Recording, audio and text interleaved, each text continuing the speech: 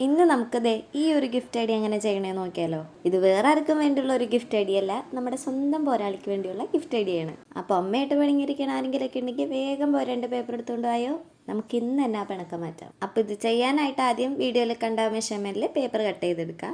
ആദ്യത്തേത് ബോട്ടം പോർഷനും രണ്ടാമത്തേത് ടോപ്പ് പോർഷനും വേണ്ടിയിട്ടാണ്. എന്നിട്ട് വീഡിയോയിൽ കണ്ട രീതിക്കൊന്ന് കട്ട് ചെയ്യുക.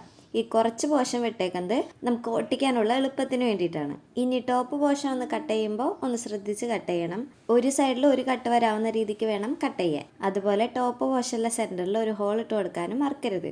ഇനി ഇഷ്ടമുള്ള പോലെ ഒന്ന് ഡിസൈനൊക്കെ ചെയ്തെടുത്ത് വീഡിയോയിൽ കാണുന്ന പോലെ ഒന്ന് മടക്കി കൊടുത്ത് പശ തേച്ച് ഒട്ടിച്ചു കൊടുക്കാം. ഒട്ടിച്ചു കൊടുത്ത ശേഷം കറക്റ്റായിട്ട് അടയുന്നുണ്ടോ എന്നൊക്കെ ഒന്ന് നോക്കാം. ഇനി ഇതേപോലെ ചെറിയൊരു പേപ്പർ എടുത്ത് എഴുതാനുള്ള മെസ്സേജ് ഒന്ന് എഴുതി കൊടുക്കാം. ഇപ്പോൾ ബർത്ത്ഡേ ആണെങ്കിൽ ഹാപ്പി ബർത്ത്ഡേ എന്ന് എഴുതി കൊടുക്കാം.